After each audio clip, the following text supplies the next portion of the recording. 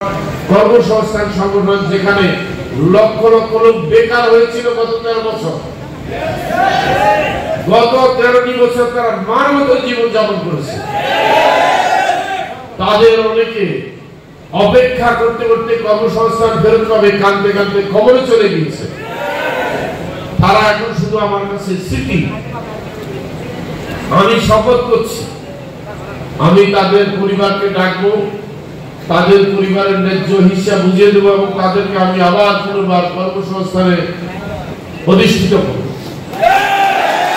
আমি নিজের সাথে ইংলিশে একটা কথা বলা হয়, চ্যারিটি স্টার্টস ফ্রম হোম। দান সদকা ঘর থেকে শুরু করতে হয়। শ্রমিকের ন্যায্য মূল্য দেওয়া, শ্রমিককে 8 ঘন্টা ডিউটি দিয়ে 8 ঘন্টা তাকে বিনোদন, 8 ঘন্টা তার বিশ্রাম, এই সিস্টেম চালু করেছি আমি জেলে যাওয়ার আগে। আবারও আমি শুরু করবো। আমার যদি কখনো আমি যদি সেই ধরনের বাণিজ্যিক প্রতিষ্ঠান শুরু করি, আমি শুরু করেছিলাম প্রথম যে শ্রমিকের স্ত্রী যখন সন্তান সম্ভব হবে তখন শ্রমিকদের 3 মাসের ছুটি দিতে হবে বেতন সহ।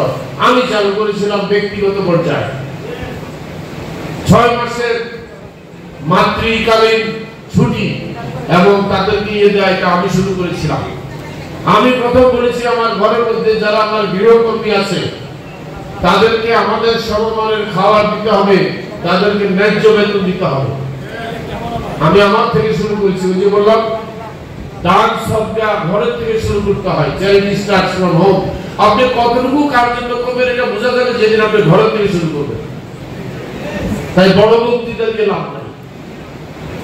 অবশ্যই আমরা শ্রমিক বান্ধব একটি রাজনৈতিক দল হয়েছি এবং আমরা এইভাবেই থাকবো।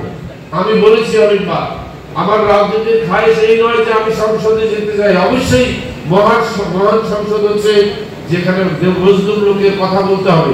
আমরা সেখানে আপনাদেরকে পাঠাবো, যোগ্য প্রতিনিধিকে পাঠাবো, আপনারা কথা বলবেন। এবং আমরা যেটা করব, আমরা আপনাদের জন্য কতগুলো কাজ করবো ইনশাআল্লাহ আমাদের দলের পক্ষ থেকে।